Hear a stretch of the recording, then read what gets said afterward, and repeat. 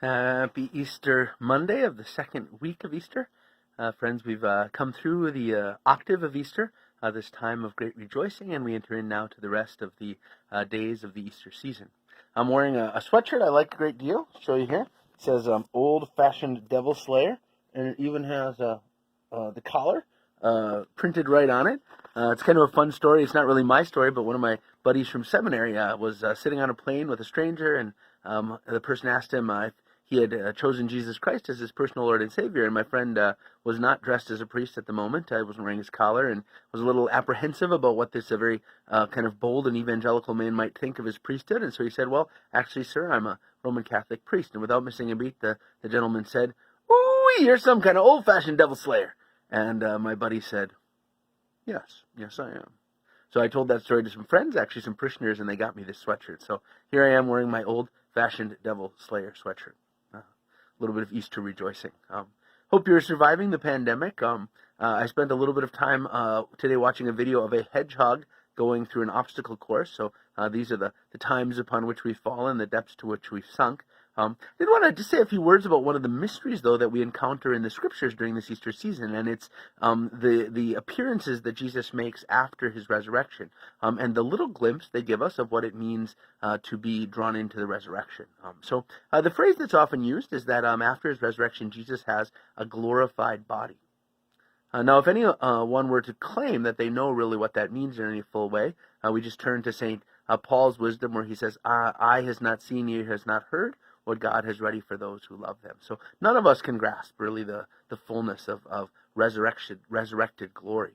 But in Jesus' Easter appearances, in his resurrection appearances, we get a glimpse at least. We get some indication of what Jesus rising from the dead is like, what his condition is. So first off, it's really clear that Jesus risen from the dead is not a ghost. Right? He's substantial. How do we know he's not a ghost? Well, the accounts of his appearances after the resurrection include things like him being grasped by Mary and being told not to grasp, noli me tangere. We have accounts of him eating.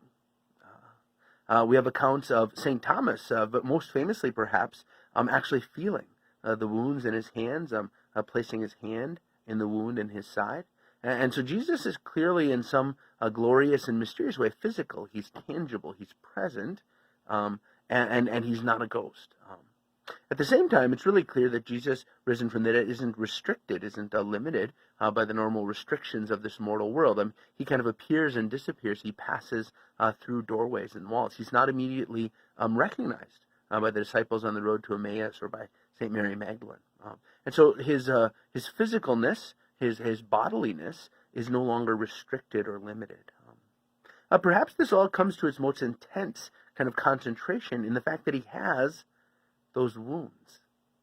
Isn't that interesting, right? If Jesus were to overcome his crucifixion, you might think that he would appear healed, as it were, right? He would appear without the marks of his passion.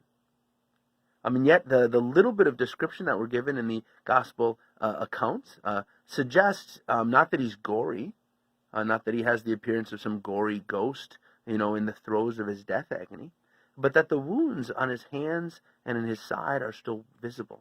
Somehow these marks of his passion are no longer painful, it seems, or limiting, but they're still present. And so somehow all that has happened has been transformed, has been restored, has been redeemed.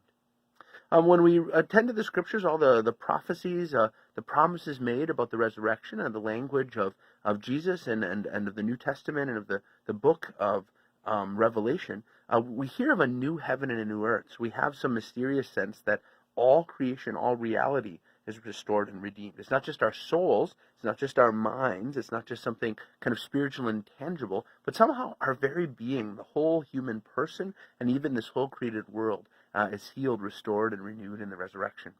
We get only a foretaste of it this side of eternity, this side of death, but we're invited to really live with that great passionate hope for the beauty of his kingdom. Maybe just a final word. I think of all the places I've read of this, perhaps the account that has always echoed most profoundly in my heart would be the final passages of the last battle.